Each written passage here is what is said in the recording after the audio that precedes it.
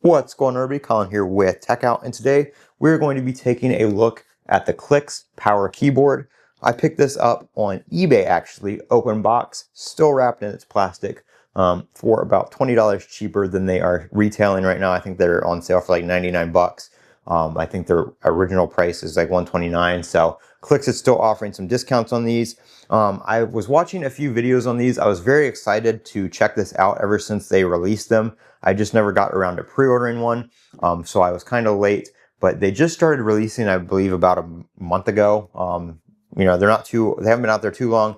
But I was really excited when they got announced, because I used to have the Clicks case for my iPhone 15 Pro Max, my iPhone 16 Pro Max, and I never did buy one yet for my 17 Pro Max. But I really like their keyboard cases. The only thing I disliked was I didn't use it all the time, and it made my phone, a lot longer. So putting it in my pocket and stuff like that was just kind of annoying. And it wasn't there all the time, obviously, because you could take the case off, but you had to take the case off to get your regular keyboard to pop up on your phone. With this one, you can snap it right onto MagSafe. It's out of the way. It doesn't extend the length of your phone. Yes, it makes it a little bit bulkier, but if you have something like the iPhone Air, like I do right here, it's not too bad. Excuse me. Not too bad, but it does add a little bit of bulk. It does act as a power bank as well. It's got, I think it's around like 2350 milliamp hours of power, so it's not big by any means, but you can get a little extra juice out of it while you're using it, which is nice. You don't have to use that function. As I slide up here, it will wake the keyboard up, and then if I can do the shortcut here for the search. We'll open the Clicks app right there, and you've got all your settings in here. You've got your keyboard backlight brightness, your dim timeout, which is when the backlight will go to sleep. You can customize that right there. You can customize some of the keys here, like whether you want the caps lock to be on, or if you want it to act as a like a shift kind of deal.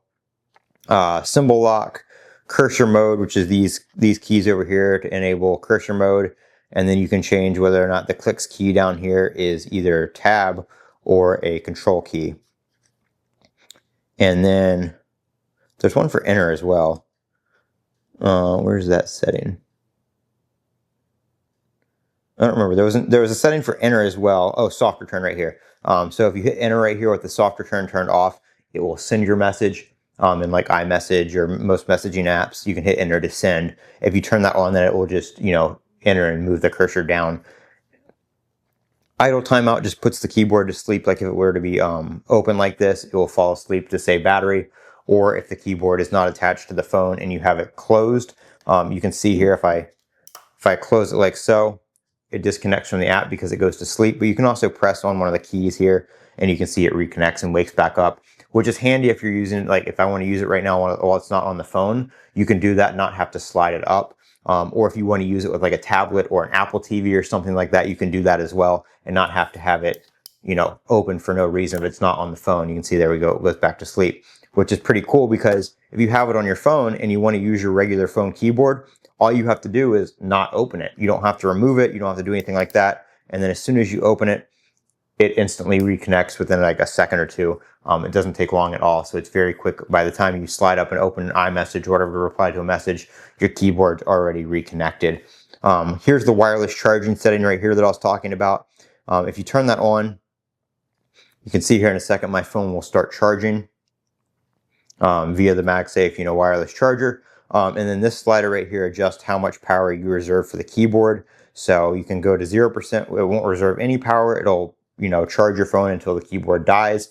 But if you want to have some power left over for the keyboard, you can go 20% all the way up to, or 10% all the way up to 50%. So it will charge your phone until the keyboard's battery gets down to 20%, and then it will stop charging. So you still have 20% of power remaining to use the actual Bluetooth function on the keyboard.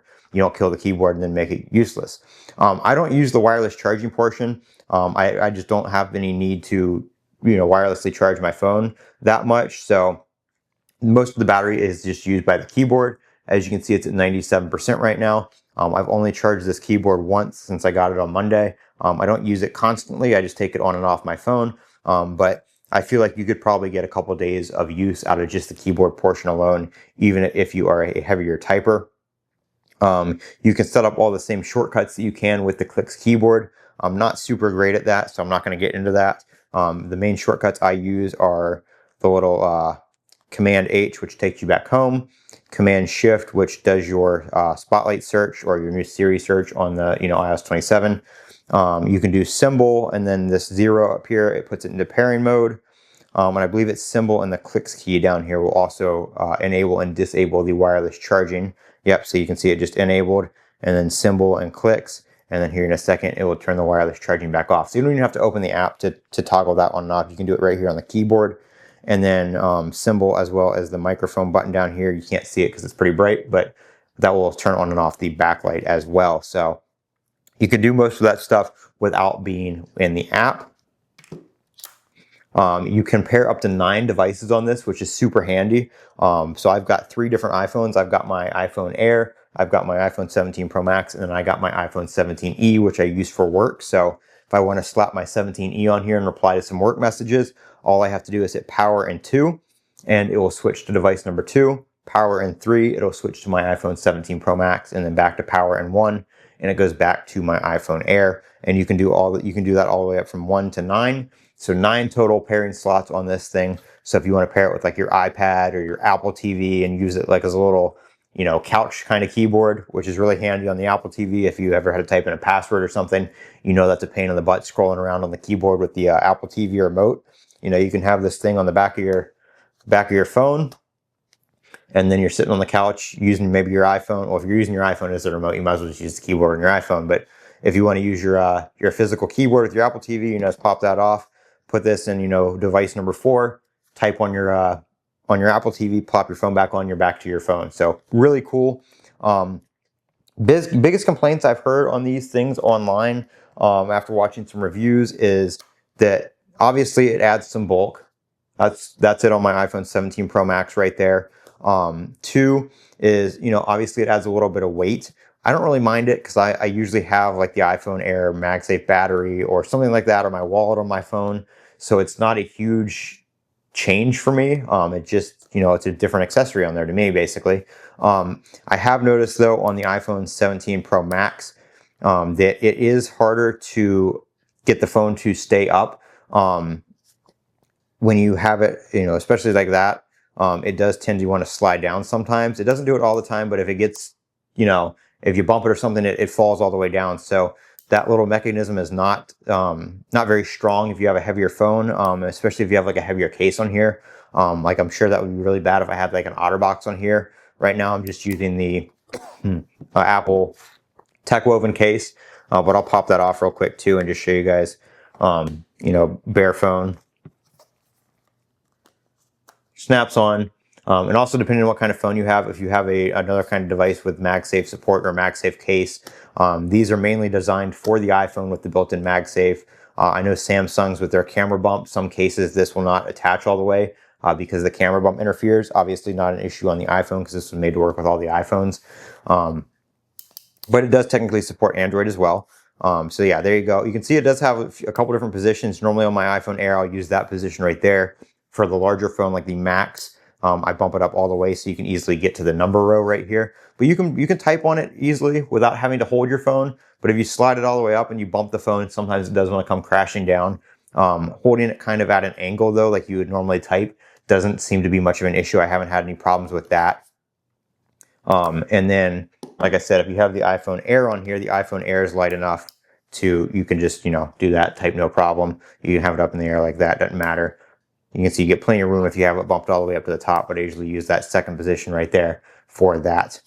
And the next one is like right there, which is basically closed. I'm not exactly sure what that position is meant for. And maybe unless you want to use like a different kind of device and have it, I guess it's for, yeah, if you have it like that is exactly what it's for. You can type sideways and it wakes the keyboard up and gives you a little space to access the number row and still type sideways. I didn't even think about that.